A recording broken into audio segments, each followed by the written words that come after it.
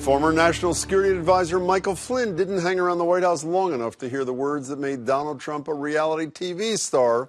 You're fired. Flynn submitted his resignation last night as details emerge about a phone call he had with Russia's U.S. ambassador before Trump was even sworn into office. That was not only a potential violation of federal law, but Flynn also wasn't forthcoming to Vice President Mike Pence, who went on national television to defend the call. They did not discuss anything having to do with the United States' decision to expel diplomats or impose a censure against Russia. Just 4 weeks in office, the Trump administration is fighting the perception that it's out of control. Yesterday afternoon, Kellyanne Conway said Flynn had the president's full confidence. Shortly thereafter, Press Secretary Sean Spicer said the situation was under review. This morning, Conway tried again. In the end, it was misleading the vice president that made the situation unsustainable. Which the White House knew about last month. And yet yesterday you went on the air and said that General Flynn had the complete and full confidence of the president. And General Flynn decided that he should resign last night, and the president accepted that resignation. Yesterday, President Trump spoke about his appointees before Flynn resigned, and as another controversial pick, Treasury Secretary Steve Mnuchin was sworn in. Once again, with this appointment, I am following through on my promise to appoint only the very best and the very brightest. Now, as you might expect, Democrats are calling for a congressional investigation, wanting to know what the president knew and when he knew it. But more troubling for the president, the second-ranking Senate Republican is calling for an investigation into Trump's connection to Russia and wants Michael Flynn to testify. Joining me are Jennifer Nassour and Jim Rappaport, both former chairs of the state Republican Party. Good to see you both. And New York Times political reporter, she used to be at the Boston Globe, Farrah Stockman. Farrah, it's great to see you. Flynn is gone. Isolated mess or sign of a White House in disarray, Jennifer? I'm going to say this. Every administration has its ups and downs at the very beginning. I think that this is growing pains. You know I'm not the biggest Trump supporter, but I do see this as growing pains. I think Flynn was a mistake from the very beginning. I think people pointed that out, but he was close to the president, and that's how he got his spot. So she says business as usual. Business as usual? You know, all administrations, when they come in, they have their bumps, and they clearly have had their bumps. They've also had some big wins, and we also have to get out of the bubble of the coast. So I've traveled throughout the middle part of this country over the course of the last couple of weeks, and they're liking what they're seeing. So no big deal on the Flynn front? Ultimately, no big deal. He did fire. I mean, they said resign, and today Sean Spicer said he asked for his resignation. So maybe late, but he did dump the guy. Yes, he gets no points for that? So I agree that he was probably a bad choice. Like anybody who knew his tenure at the DNI thought, is not surprised to see him crash and burn. Dumped for insubordination by Barack Obama, we should say. But I would say that, you saw Spicer try to thread the needle, saying it's not that he did anything illegal, it's that he lied about the conversation. But the conversation he was well within his right to have. Why would you lie about a conversation you were well within your right to have? It doesn't make any sense. Well, lying is one thing. Lying to the Vice President of the United States, I don't think that's business as usual, Jim Rappaport. Well, clearly he made a mistake in doing that. There's no question. But when you've got a guy who's got a 30-year record of serving this country and people are throwing rocks and casting aspersions at him over this. What's the motivation? And that's a good question. And whether he made a mistake or whether it was an out-and-out lie, you don't know. What about all the leaking that led to it? What's interesting is that the Obama holdovers who were leaking this material to various parts of the administration. It's kind of interesting. Well, you don't know that's. I mean, speaking of the leak, here is what Donald Trump tweeted about this thing this morning. The real story here, tweeted the president, is why there's so many illegal leaks coming out of Washington. Will these leaks be happening as I deal in North Korea?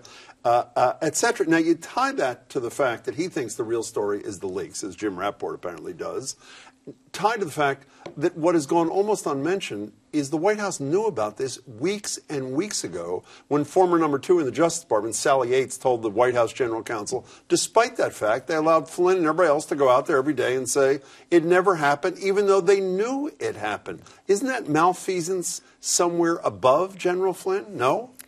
I mean, I think that maybe, again, they're trying to figure out where their position is and what they're doing. And I'm not giving him cover, and I'm not giving any of the administration cover. I think that it was horrible that Flynn lied to the vice president and absolutely deserved to be fired immediately for lying to the vice president. But I think that there's also you come in with your best buddies. It's hard to believe that they're actually doing something against you. And I think that maybe there was some of that going on. There's two scenarios. Either Mike Flynn was freelancing and doing a loose cannon and going off and saying stuff he wasn't supposed to be saying about sanctions, in which case you have an issue of your judgment of appointing this guy national security advisor, or he was transmitting the real position of what the administration was at the time, which is, hey, don't worry about these sanctions, because we're going to lift them. Well, first of all, there was no administration at the time, by the way. The transition. Yes, in there was waiting. a transition. Come on,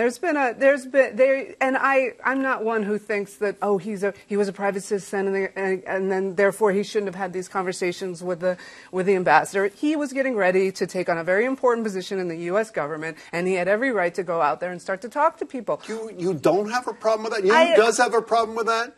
A Republican senator from South Carolina. Let's hear Lindsey Graham. I'm with Graham on this. Here's the senator, Republican. Here he is.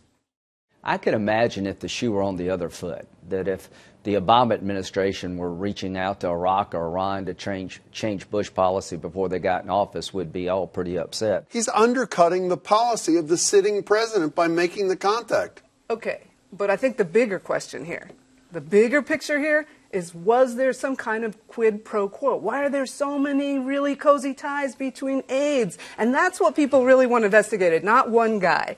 People wonder what is going on with Russia and why that's what people wonder. Isn't that, the Republicans, not just Lindsey Graham, and all the Republicans have got to buy in. It is a what did he know and when kind of thing. What kind of connection is there? We now know that Congress has the power to disclose Donald Trump's tax returns, even if he doesn't, which would show us what his Russian business interests.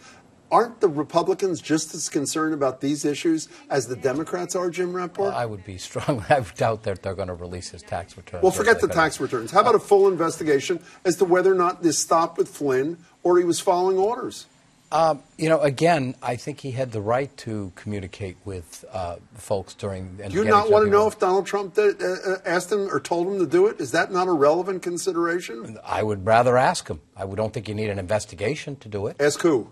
Trump. Well, Sean Spicer today said that he didn't instruct him, but Kellyanne Conway said the president was totally fine with General Flynn yesterday, and he was not. Shouldn't Republicans join in bipartisan fashion and say this needs to be investigated? I would argue they're more upset about a potential Russian connection than the Democrats are, no? Yeah, I think a big problem here is exactly what Farah said. I want to know what this cozy relationship was. Do you have a guy who his ego was getting ahead of him, that he was saying, okay, I'm being elevated from a retired 3-star general to now I'm going to have the president's ear all the time, and I'm going to go and I'm going to do this on my own? Was he acting on his own? So you want to know that? I do. And somebody under oath should answer those questions. I think that's very important for everyone to know. You're a business guy who's been pretty successful. Is that pretty true? Pretty accurate? Wait. The answer is yes, and then you can. So this is like the communications work. This is like Baghdad Bob to me.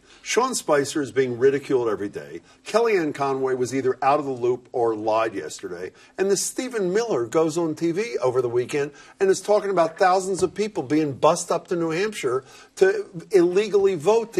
And by the way, you had Bannon last Thursday, who's everybody's devil, saying that Flynn should go. So does this not make you nervous if these are the faces of the administration to the public, these people? If you look at, think about Obama's press I wasn't secretaries. asking about Obama. He's not president. How about these people? I'm just saying is that they're going to go through their growing pains, and we're going to find out whether they're going to be able to meet the grade or not. Is this atypical? This kind of spokesperson thing, is it growing pains? I think there are some growing pains, but what's atypical is we have a president who has never served in government. Not as a governor, not as a mayor, not as a PTA, Public said they wanted that, by the way. Right, exactly. And some would argue Obama had neither. Okay. We never ran anything big. That happens to be true. But good. Obama was a senator. We know that.